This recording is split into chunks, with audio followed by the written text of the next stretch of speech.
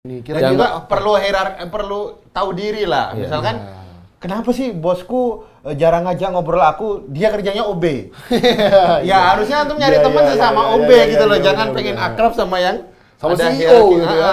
Antum bikin prestasi dulu jadi CEO baru bisa akrab ke banyak orang. Ayo pemirsa, ketemu lagi kita bertiga. Kita akan bacakan surat yang ketiga. Udah nih. Udah. Udah. Udah lanjut. Ketiga. Aku bacain ya? Ya, boleh. Cerita yang nggak pernah aku ceritain ke orang lain, yang suka aku pendem sendiri dan sakit sendiri. Berarti pernah sakit. Pernah diceritakan. Anda disuruh baca bukan disuruh nyanyi. Iya. Pernah nggak sih ada di posisi nggak dihargain dan nggak dianggap sama sekali di satu lingkungan? Lingkungan kerja misalkan, sudah 6 bulan kerja di lingkungan baru, tetapi aku sudah sadar sendiri ada yang berbeda dari perlakuan orang-orang kantor atau senior-senior di kantor ke aku dan teman-teman aku yang lain. Entah aku yang terlihat canggung, kaku, atau susah didekati.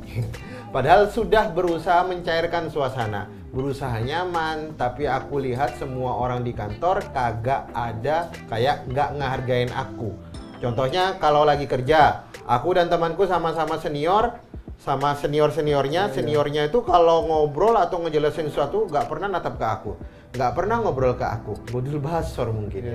Aku berasa jadi orang ketiga yang nggak dianggap, yang nggak hadir di situ karena nggak dilibatkan. Meskipun aku sendiri udah sering coba untuk nimbrung atau berbaur, tapi hasilnya sama. Tetapi aku kayak nggak ada di antara mereka. Dan ini aku rasain bukan pertama, kedua, bahkan ketiga kalinya. Tapi setiap saat selama 6 bulan ini, bukan hanya 1 atau 2 senior, tapi hampir semua orang-orang di kantor, apa yang salah sama aku? Apa yang salah? Kenapa bertanya kita apa yang salah? Apa yang salah? Kamu bertanya.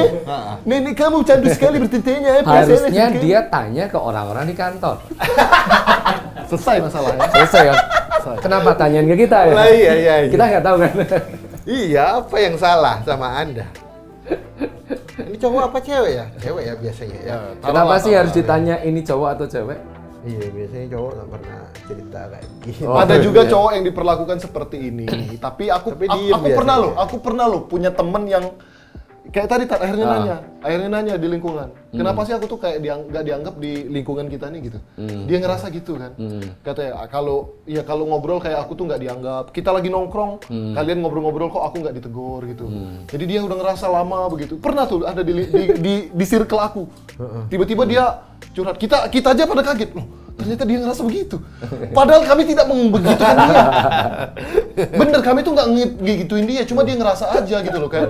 Kok nggak diajak ngobrol? Ya karena aku nggak ngajak lu ngobrol, karena gue lagi ngobrol sama ini gitu loh. Kebayang nggak, misal aku lagi ngobrol sama lu, terus ada Alfian lagi ngedit. Terus Alfian tuh ngerasa, kok si Frun sama Rizko ngobrol aja, aku nggak ditegur. Nah ngerasa gitu ya. Padahal kita tuh nggak ada niat untuk nggak negur dia. Nah mungkin perlu melibatkan diri. Dia udah pernah bilang tuh melibatkan diri segala macam. Mungkin bukan melibatkan dirinya, mungkin zone-nya itu yang perlu dikontrol. Aku sampai bilang sama temanku itu, kita tuh demi Allah kagak ada yang mau nganggap lu nggak ada segala macam. Karena kalaupun kita nggak suka sama lu, kita tuh tipe orang yang kalau nggak suka tuh bilang lah. Kalau nggak ada orang yang nggak kita suka, kita bilang kita tuh nggak suka. Masalah ini kerjaannya apa? Aku juga nggak tahu. Ya di kantor lah. Coba tahu dia admin, provider. Kenapa temanku nggak ngajak ngobrol aku ya? Kalau diajak ngobrol malah ganggu ya. Kerjaan Anda apa? Ini overthinking sebenarnya. Iya. Solusi banget sih, itu kalau seandainya ditanyakan ke senior, apalagi dalam urusan kantor. Kantor itu kan hierarkinya jelas, profesional. Bener. Mereka punya ada HDR-nya kan, dan itu bisa ditanyakan, Bapak RHD ya apa? HDR. HRD. Iya. HRD. HDR mah layar ya, layar. Nah, kan bisa ditanya di HRD, Human Resource Development itu ya. Itu bisa ditanya tuh kan, maksudnya bisa ditanya ke divisi itu. Saya di kantor ini ngerasa hal yang seperti ini. Kira-kira perlu tahu diri lah. Misalkan, kenapa sih bosku jarang ngajak ngobrol aku, dia kerjanya OB. Ya harusnya antum nyari teman sesama OB gitu loh. Jangan pengen akrab sama yang Sama ada CEO hierarki. gitu ya. Iya, Antum iya, bikin prestasi dulu jadi CEO Iya. baru bisa akrab ke banyak orang. Dan kadang-kadang yang begini alamiah juga sih. Maksudnya begini. Ada rasa-rasa begini alamiah Ya, maksudnya. alamiah maksudnya begini. Kalau ada orang itu nggak pernah ada urusan dengan orang lain, maksudnya bahan yang untuk diobrolkan dengan orang lain, orang lain kan nggak akan ngobrol kepada dia kan. Artinya jangan-jangan kita sendiri yang kurang ngobrol, ya, kurang deket sama orang lain, kurang relate dengan orang lain. Kita mungkin lebih cenderung sendiri dan nggak banyak komunikasi. Nah kalau seperti itu, yang muncul dalam benak kita itu dugaan-dugaan yang akumulasinya jadi overthinking tadi. Bener banget. Yang kayak aku cerita di circleku tadi, ada satu anak ini yang ngerasa dijauhin itu. Kita ngomongin bola dia nggak nyambung. Kita ngomongin game dia nggak suka game. Dia tuh kayak punya hobi sendiri yang dia sendiri gitu loh. Iya. Jadi Iya. padahal kita tuh nggak ada niat mau ngejauhin dia gitu. Aku pernah di Cuma posisi dia itu berarti kalau kayak gitu. Di kuliah. Di kuliah aku kan udah gak tertarik lagi ya sama kuliah. Jadi mereka ngobrol musik aku gak tertarik gitu loh. Jadi lama-lama mereka bikin kelompok yang gak melibatkan aku lagi kayak gitu. Jadi Tapi gak antum masalah dulu gitu loh. satu grup. Iya. Kemudian grup itu masih ada. Masih ada. Tapi mereka bikin grup lagi yang Bikin antum grup. nggak ada di sana. Iya. Oh gitu. Dia ngobrol dan aku gak masalah gitu loh karena memang sudah beda. Iya. Akhirnya kupu-kupu lah. Mulailah di situ bisa pergi ke masjid dan segala macam, nyari lingkungan baru dan segala macam yang aku lakuin gitu loh. Ya berarti memang tujuan antum ngobrol juga perlu dicari tahu kenapa antum harus ngobrol sama mereka. Kalau antum nggak ada tujuan, bagi mereka nggak ada tujuan, mungkin ini akad kerja, ini ruang kerja gitu. Nongkrongnya ya pulang kerja lah, ajak nongkrong atau apa, traktir misalkan. Jadi memang ada dalam pertemanan itu atau dalam perkumpulan itu ada beberapa tingkat. Ada orang yang kedatangannya itu ditunggu, diharapin. Ada orang yang kedatangannya itu tidak diharapin, tapi ketiadaannya juga tidak bermasalah, gitu ya. Yang pertama ini dia datangnya diharapin, kalau dia nggak datang ini jadi sedih program nggak jalan gitu. ya. Dibutuhkan banget lah, orang juga sedih nggak ada dia, karena dia yang bisa mewarnai. Yang satu ada dan tiadanya nggak masalah. Yang kedua orang yang diharapin ketidakdatangannya gitu. Lah kok kamu datang sih? Ya elah ada di bocil. Ya, bocah ini ngapain? Nah, antum perlu introspeksi juga kadang-kala ya. Apakah jangan-jangan aku ini mungkin jutek kayak tadi, kurang senyum, kurang nyapa. Jangan Anda diikutin oleh bapak-bapak dengan sorban kakek putih tua, segala macam. Iya. Anda ke kantor kenapa bawa orang tua? Jangan sampai kita menjadi orang yang tipe nomor 3 ini. Kehadirannya tidak diharapin, ketidakhadirannya diharapin. Gitu.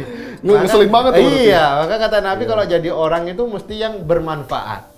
Nah, kasih itu manfaatku di sekeliling. Kalau antum sudah tahu bermanfaat buat orang lain kalau butuh nyari antum loh. Benar.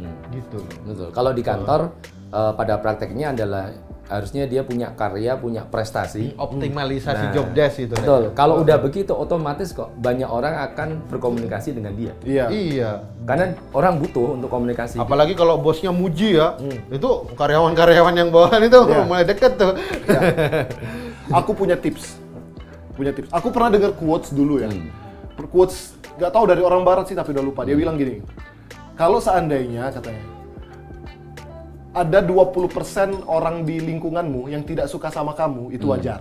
Semua orang tuh pasti ada yang nggak suka. Sebaik-baik kita tuh pasti ada yang apa sih ini? Gitu masih nggak suka sama kita. Tapi katanya kalau sampai 80% orang di lingkunganmu kamu nggak suka, berarti kamu yang harus ngaca. Nah ini kan katanya semua orang bermasalah. Yakin lah ya.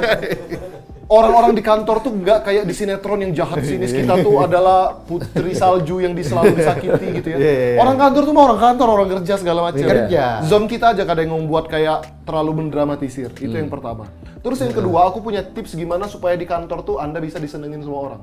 Nggak harus jadi pribadi yang menyenangkan, nggak harus berubah jadi karakter orang lain. Simple sebenarnya. Sering-sering bawa makanan. Aku dulu pernah ngantor, Aku pernah ngantor, ada satu orang di kantorku tuh yang dia tuh bergaulnya tuh biasa aja. Kalau dia nongkrong tuh nggak terlalu asik gitu ya. Biasa aja. Tapi sering banget bawa makanan.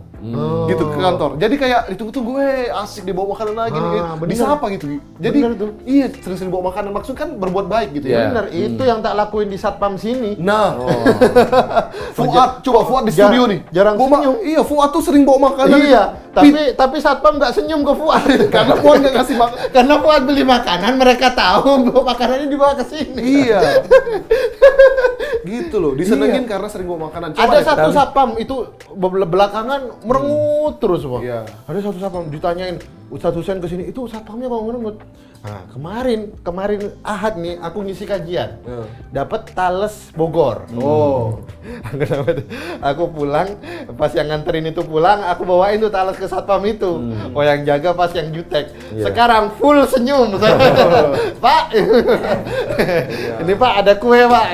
Iya. Udah murah lu. Kalau nggak bisa Tales, gorengan aja. Itu cara mudah ya. Cara mudah. Tapi bener-bener ngasih makanan ya. Iya, bawa makanan tuh bawa bukan kita makan sendiri gitu, dikasih ke orang. Kalau orang Jawa itu ada memang kebiasaan nawari orang. Contoh misalnya kita lagi makan, itu nawari orang, yuk makan. Makan Mas gitu. Atau ya. Mas makan Mas gitu. Padahal sebenarnya dia nggak nawari. Nggak nawarin. Tapi ada dulu orang Jawa ketemu orang Sunda. Teman saya orang Sunda. Iya. Nah di kantor dia lagi masuk kantor tiba-tiba ada karyawan di situ yang nawari. Ya. Pak makan Pak. Oh iya makasih, langsung diambil makanannya, dimakan sama dia. Padahal cuma basa-basi. Ya padahal basa-basi gitu. Ya, aku mau cerita nih. Ustadz Felix itu ngelakuin itu loh. Dia pertama datang ke sini kan cerita, aku tuh gak pernah punya tetangga. 12 tahun menikah gak pernah punya, 12 atau 14 tahun menikah gak pernah punya tetangga. Kalaupun punya tetangga yang di Jakarta itu semuanya Cina, semuanya gak Islam. Satu komplek kan yang Islam, dia sama orang lain yang nggak pernah keluar rumah kata dia. Ada 2 satu komplek katanya. Nah di sini Ustadz Felix kan awal-awal itu mencoba untuk berbaur, ikut kerja bakti lah, ikut apa ya, ya kelihatan banget effortnya. Sampai dia menemukan cara yang sedang kita bahas. Nggak perlu effort energi. Nggak perlu effort energi. Gimana caranya? Mainan anaknya dikeluarin, ditaruh teras. Oh, biar anak-anak komplek anak-anak komplek sekarang main di rumah dia. Kalau itu bukan perbuatan dia itu perbuatan anaknya. Mainannya dikeluarin dari rumah kan banyak tuh mainannya. Anak-anak kumpul di situ. Tetangga udah gak ngomongin dia lagi tuh. Oh baik, anaknya main di situ. Itu juga bisa dilakuin itu. Iya, cuma aplikasinya tentu saja bukan lewat mainan kalau orang kantor ya. Jangan Anda masuk kantor tiba-tiba bawa mainan ya. Gitu. Mungkin itu aja kali ya, tadi ya, semangat lah pokoknya ya. Insya Allah kamu bisa bersahabat dengan baik lah sama orang-orang kantormu gitu ya. Atau bikin kantor sendiri lah. Gitu ya. Kalau mudah-mudahan sukses karir lah. Dia bikin kantor sendiri. Bisa bikin kantor karyawan sendiri. Dia nggak pernah ngomong sama dia. Terus insecure lagi. Terus dia curhat. Kok karyawanku begini dengan aku ya? Padahal aku bos. Sedih sekali ya. Ya udah deh kalau gitu, makasih ya semuanya, makasih pengirim surat. Kami pamit dulu. Dadah. Assalamualaikum warahmatullahi wabarakatuh.